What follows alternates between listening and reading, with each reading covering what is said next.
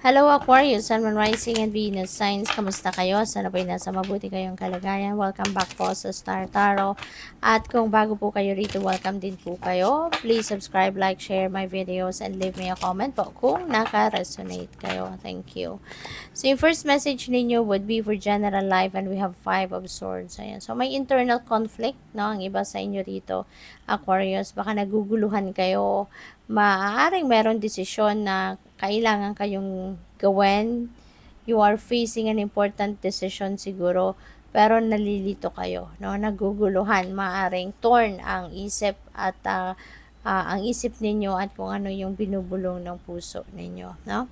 So, in your money, career, and finances, we have the High Priestess, which is about trusting your intuition and listening and following your intuition. So, siguro, meron kayong mga decision making na kailangan gawin sa ngayon pagdating sa inyong money, career, and finances, and maybe nga talagang siguro naguguluhan kayo, no? Kaya you're being advised here to listen and follow what your intuition is telling you, kasi nga po pwedeng nagdadasal din kayo, you're asking for enlightenment, maybe you are asking for guidance. Kaya ito, no, to the rescue ang universe. Pinapadalahan ka na ng nudges and messages, no? Kaya i-access ninyo yan para matulungan kayo na mapunta kayo sa tamang path, kumbaga, no?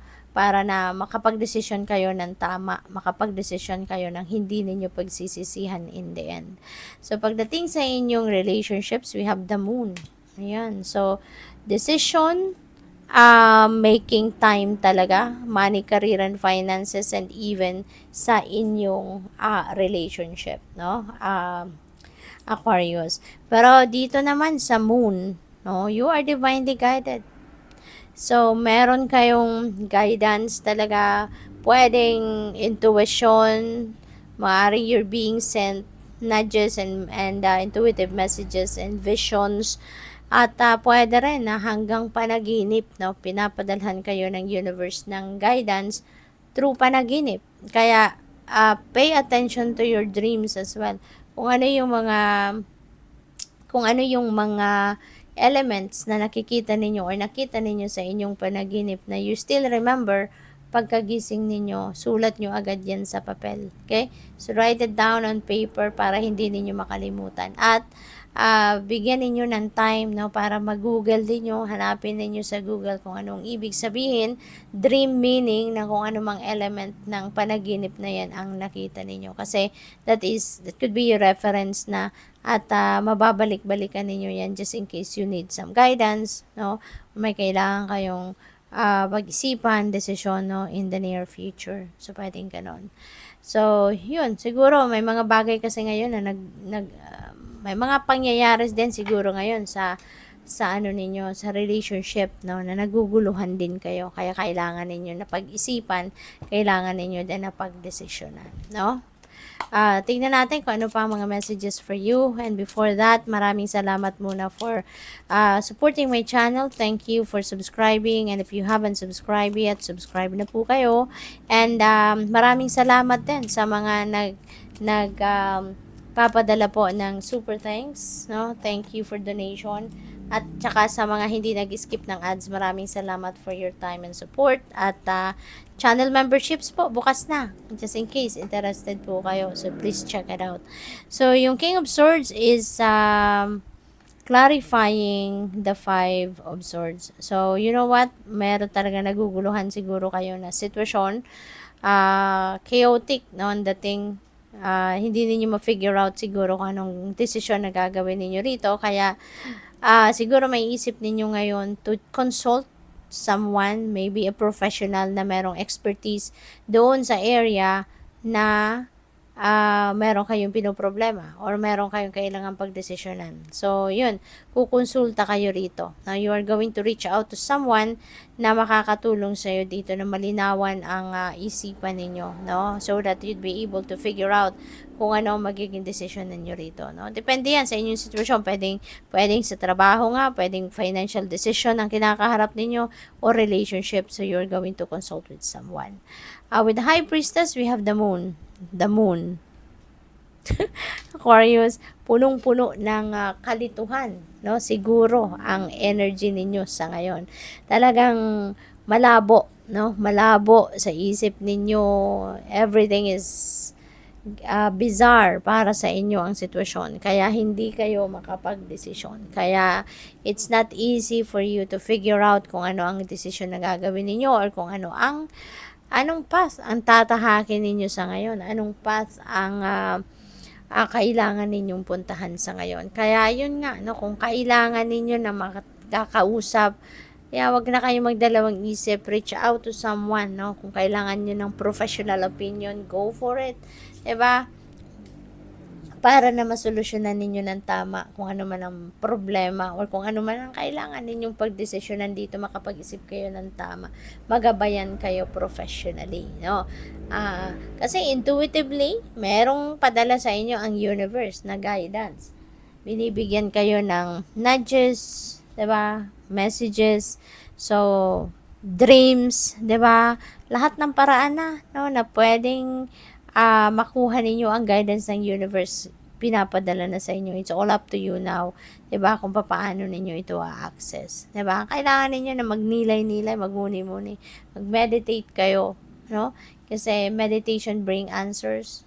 Pag nagme-meditate tayo, we are grounding ourselves at mas nakakapag-focus tayo ng mabuti at diyan pumapasok, no, yung bulong ng intuition natin. Diyan nagiging malakas ang boses ng intuition natin. Kaya go for it, no? Bigyan mo ng kahit konting panahon, no, yung sarili mo na maka me time kayo, no? Walang mag-iistorbo muna sa iyo. So with the moon, we have Queen of Swords. You need clarity, no? You need clarity. You need to you also need to effectively communicate, no, kung ano ang nararamdaman mo, kung ano yung naiisip mo, 'di ba? Kailangan mo na you need to be true to yourself, maging honest ka sa sarili mo. Okay, kung ano yung gusto mong sabihin, anong gusto mong malaman ng person mo, sabihin mo. Kasi hindi maa-address kung ano man ang bagay na yan, kung may problema. Hindi yan maa-address ng tama kung ikaw lang ang nakakaalam, 'di ba? Kung meron problema sa relationship, kayo lang ang nag-iisip, kayo lang nakakaalam, 'di ba?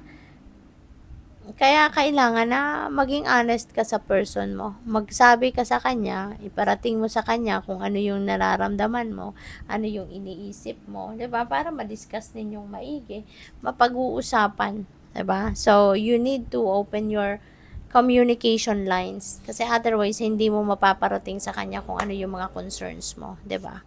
So, final message ni Aquarius is success isn't what you have, it's what you do with what you have.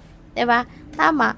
Marami kang blessings, 'di ba? Na natatanggap. Marami kang mga magagandang biyaya, magagandang bagay na nakakamit, 'di ba?